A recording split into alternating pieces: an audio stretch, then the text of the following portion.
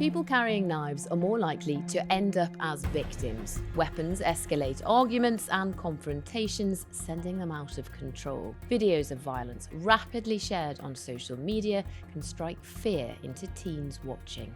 But for some, far from putting them off carrying a weapon, it has the opposite effect, even when knife crime is falling. You never know what someone's got in the pocket or in the bag or waistband and stuff. It can put a little bit more intimidation on you and thinking that this is right on your doorstep constantly. Police and schools across the country are grappling with this vicious cycle. You don't expect it in like a normal school day just to go off into lockdown and just go off into all that worry and think, am I gonna go home tonight? So how can you stop teens carrying knives? Is it definitely going to deter? Is it just an element? Is it just something that's temporary and that, might scare them for now? I'm Lucy Watson, and this is What You Need to Know. And joining me today, I have got our North of England reporter Jonathan Brown and senior producer Eleanor Gregory. And you have been investigating this issue as a bit of a duo as part of a special series for ITV News into teen violence across the country. Jonathan, we will get to what more can be done about teen violence in a bit, but one of the first reports that you did on this was back in November. I can remember it vividly, and you were out then with West Midlands Police, and they are one of the country's only youth violence policing units. Yeah, correct. And what kind of age are we talking about when we're talking about youth violence? What did you come across in your experience? Well, knife crime is obviously the main subject that comes across people's minds when you think about youth violence. And unfortunately, a lot of these young people are a lot younger than we'd like to think. We put some freedom of information requests in at the start of our reporting period. And what came back from some police forces was that the youngest person arrested for carrying a knife in a school in England last year was 7 years old. 7 is obviously... I wasn't expecting you to say that at all. I know, it's startling, isn't it? And going out with West Midlands Police in Wolverhampton and Birmingham over 2 days, the ages of some of the children that they were stopping, it felt like they were too young. Just as a layman going out and seeing them, stopping and searching people in these hotspot areas where knife crime is rife, it's something that they see quite regularly. We were seeing children in school uniforms being stopped, and your initial reaction is these children must be too young to be involved in this sort of thing, but unfortunately weren't, because we saw a 14-year-old being stopped who was carrying a katana, which is like a small samurai sword, and he was with a 13-year-old boy who had been stopped in the weeks prior. He'd been stopped twice for carrying similar sorts of weapons. So it is much more common than you'd think. It could be things like kitchen knives, or it might be something a bit more elaborate like a zombie knife. Some of these things that we see in the media that have got like serrated edges and holes in them. And what police were telling us was that these sorts of weapons are status symbols, effectively. The more elaborate the blade, the more respect you might have, or the more feared you might be. Katana, I'd never, ever heard that word before your piece. And then you see it on the ground because it was chucked over a fence, I think, and the boy ran off. And it's huge. It's a sword. It looks like something out of, a film or something like that. I remember a girl you were talking to, I think she was 15, and she told you what it was like for her living around people who do carry knives. I mean, we're going to have a listen to her now. Her voice has been slightly altered, I think, to protect her identity. Let's have a listen. A lot of friends that I have that are boys do and or have carried like knives on them in the past, especially some of my ex-boyfriends, like from about 2 years ago. They have like carried weapons on them before. And I feel like with young people, I feel like it's really normalised. How does that make you feel? Sometimes it is a bit scary, and sometimes I do feel like I have to be careful about what I'm saying around that person, like to not anger them, so I don't get hurt myself. So if this was a couple of years ago, you'd have been like an early teen. Yeah. So were they a similar age to you? Yeah. 13? Yeah. Now, Ellie, Johnny's very obvious perhaps to our audience because he's the man front of camera, but you're the woman who's working behind the scenes on this story and is just as across it as he is. How widespread are we talking about this kind of thing? I think it is widespread. What kind of kicked it off for us is part of the Youth Endowment Fund survey that came out at the back end of last year, which was part of our series of work. And they essentially found out of the 10,000 13 to 17-year-olds that they took the survey, half of them had actually witnessed violence in person. So they had been in front of something, or they had been part of physical violence, which is, again, anecdotally what some of us have seen. But also I think what is more staggering is that 70% of them actually said that they'd seen real world violence, so not just local to them, like across the globe, real world violence on social media. You know, we did a bit more of our own research, and part of the FOI that we did last year basically found that nearly 1,000 under 16-year-olds had actually been reported to police for being in possession of a bladed article, actually in school as well. Now, Ellie started us what we're going to go on to talk a bit more about, and that is the impact of social media.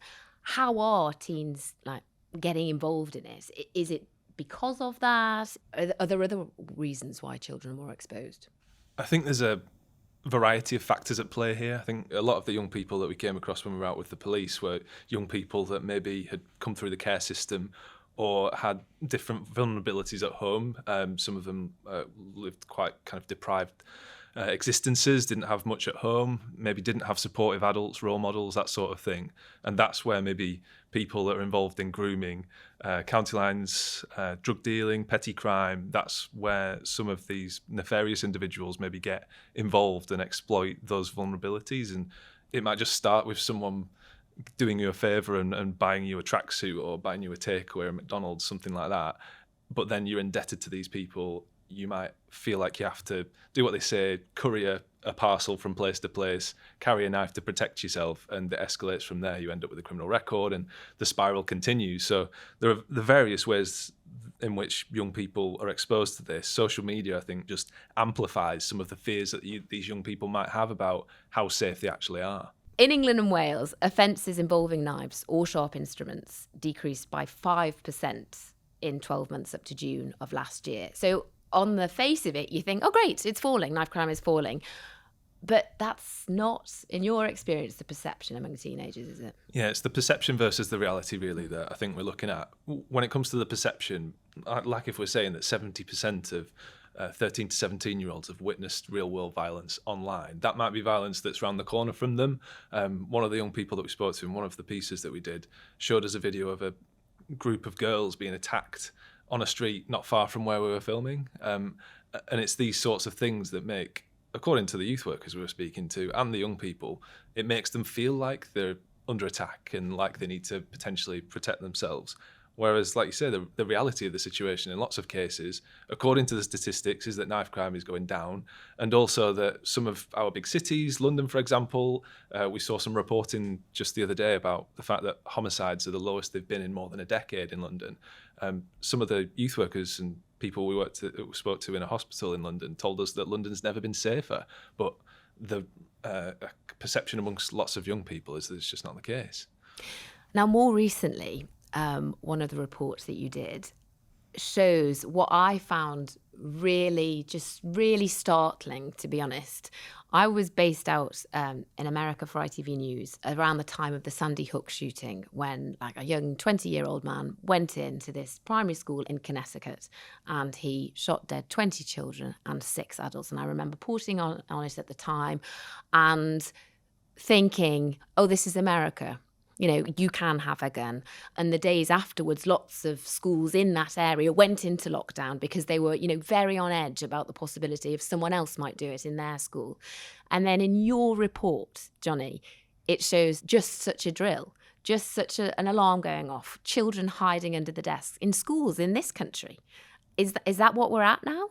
Unfortunately, it appears to be the case. I mean, Ellie had been kind of looking at this as a subject for a period of time to try and get us into one of these schools, because these are things that are happening more than we probably assume that they are. The thing is, these lockdowns, are not necessarily something that only comes in place when something as severe as, something that, God forbid, anything like Sandy Hook happens here.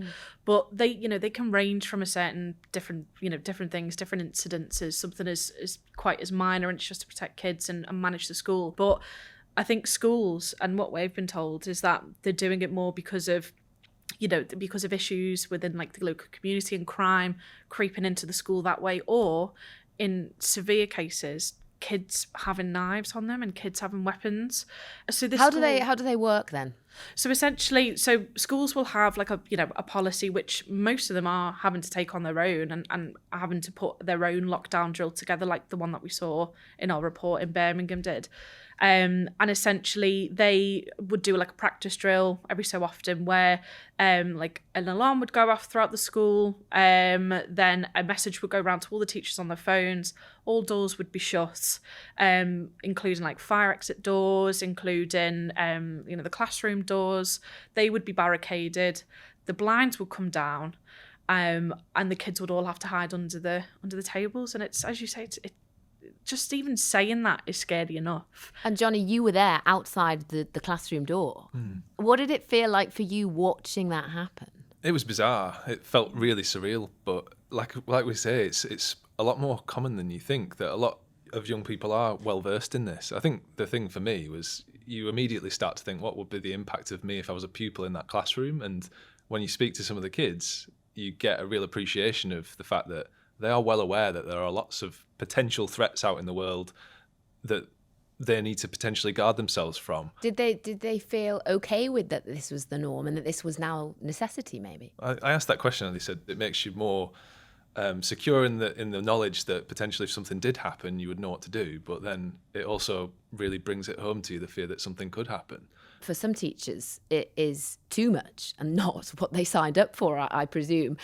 And you spoke to a chap called Connor Priestley, I think, and I'm sure he was demonstrating, I think, but he was a former primary school teacher in the Manchester area who quit because it got so bad. A good day for me was the day where I didn't get hit, kicked, punched, had something thrown at me. Enough is enough. Like, we're not willing to put up with these unsafe environments. It got to a point where I didn't feel like there was any other way to manage that situation but to leave. A good day without being kicked or punched, and he was a primary school teacher. How shocked were you by that? I was immediately shocked, and the fact that they were even protesting and picketing outside of a primary school, I was like, am I sure if I got the right brief? Because you would never anticipate that. He was a young lad. I think going into the teaching profession takes a while and takes a lot of training, and you get into it and you go into an environment where that is happening. And there was another school within the area as well where there was also strikes and pickets going on, but that was also to do with not necessarily just violence, but bringing in knives as well. It's crazy to hear, and it really shocked me. Now, I'm a solutions-driven kind of woman. Johnny, for those who are already involved in crime or, at the very least on the edges of it, like the kids that you filmed who were arrested, what happens to them? I think that's a question that we don't often ask, isn't it? Because I asked that of the police officers that we were with that night, and they basically said, well, the most likely outcome is that they will be released not that long after. But they will go through some sort of rehabilitation process, end up on some sort of programme that might teach them right for wrong and understand the kind of gravity of their actions, really. And what maybe surprised me a little bit was that given the experience over a number of years of these police officers going out and dealing with young people and the impacts of knife crime and what this can actually mean, obviously, you kind of mind spirals in terms of the potential implications of carrying a weapon. Pretty much all of them said that criminalising children, which is the huge debate around in itself, is something that should be an absolute last resort. Like taking children into youth detention or custody even is something that we should really try and avoid, particularly at 14, because you think maybe one decision there might be something that potentially derails a life. So they were very much against that. But I mean, there are lots of different avenues that you can go down outside of that try and point young people in the right direction. Youth work's been a huge part of that landscape for decades and decades. But part of the problem with that is that over the last 15 or so years, we've seen lots of youth workers leave the profession. We've seen lots of youth centres close. The government says it's going to try and change that and try and kind of rebuild this service. But aside from that, there are like other checks and balances. We went into a hospital in Leeds. We went into one in London as well, which have what are called navigator programs. So these are services in which youth workers are employed to effectively intervene when they see or hear of an under 25 who's been the victim of violent crime. They'll go and meet them in their hospital bed and say, how did you get here and how can we help you, and direct them in the right direction. But obviously that's a lot later than you'd like to But that is someone a bit more on their level that they're much Yeah. more likely to confide in. And in these situations, that tends to work better. One of the other things that you reported on, both of you, is the shock tactics, really.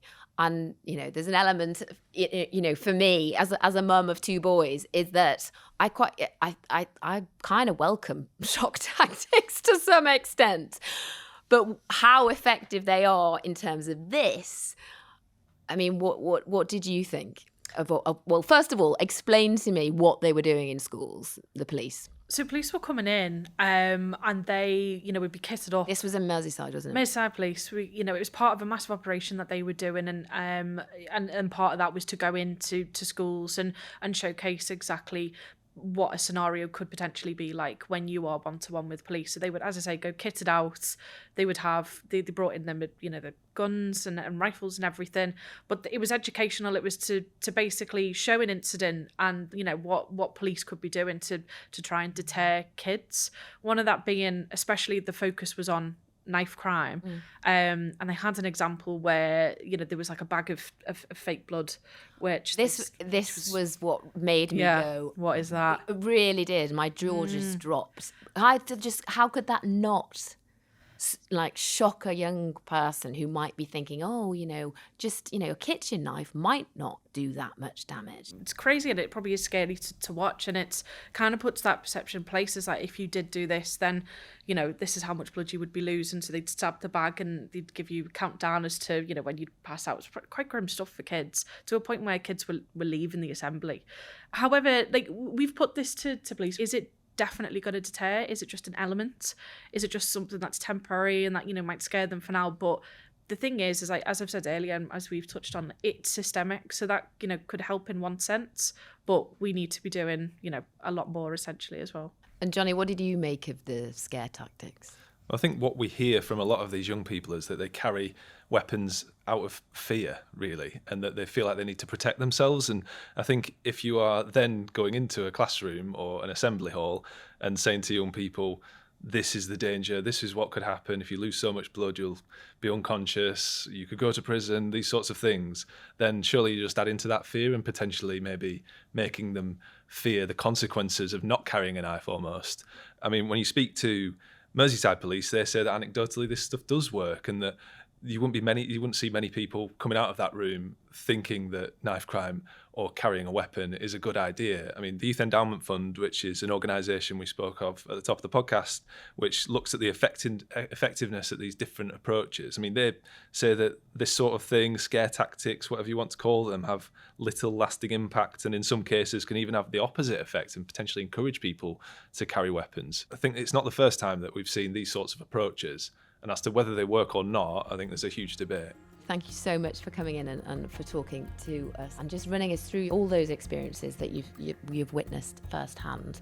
And we'll put links to Jonathan and Eleanor's films in the show notes, along with the other films in our series on teen violence, The New Front Line. Until our next quick briefing, thanks for joining us.